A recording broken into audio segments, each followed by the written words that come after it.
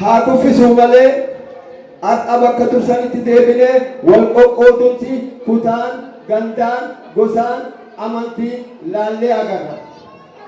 Kana odoo jiru kana keessatti bilisoomne jennee waan haasofnu hin qabnu.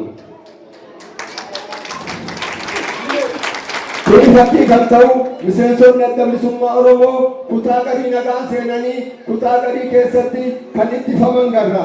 Kuni maaliif ta'e hanga guyyaadhaa kanatti guyyaa dheengaddaa warreen gartee baaleetti beela'e akkamitti uummanni kun beelawa yeroon buqa yeroo kanaan itti gandatti isaanii deebuu qaba jedhanii odoo haasawan kalee ammoo namoonni bitaman as yaa'anii kijiba dubbiin jedhame uummanni qananii irra jira kontaala mul'isanii kawaa tokko bira hin jirre qananii irra jiranii nuti rakkannee jedhan namni muka jala jiru akkamitti rakkanne kun waan nama gaddisiisa.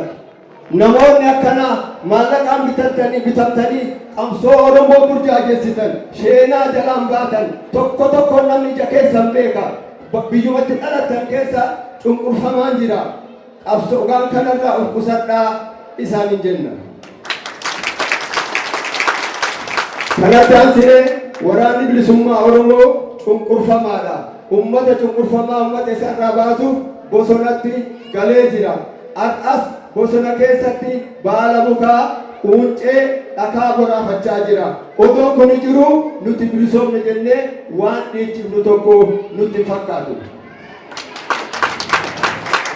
Kana malees kan laallee agarru warroonni karaa abbaa gadaatiin nagahan galan meediyaa irratti as baanii akka dirreetti darbamanii waan nyaatanis waan dhugan dhaban kun ilaallee mul'ata.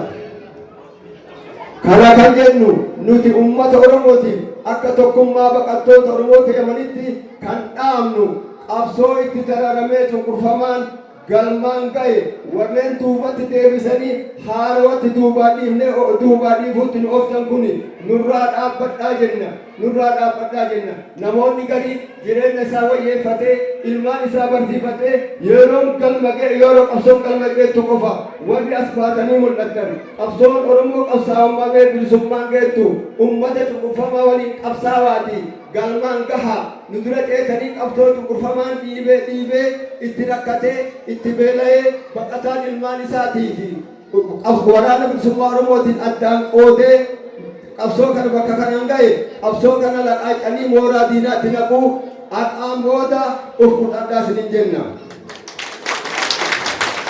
Bilisummaan dhugaa kan Oromoon barbaadu galma Minilik seenuu otoo hin taane galma abbaa gadaa seenuudha kan nu barbaanne.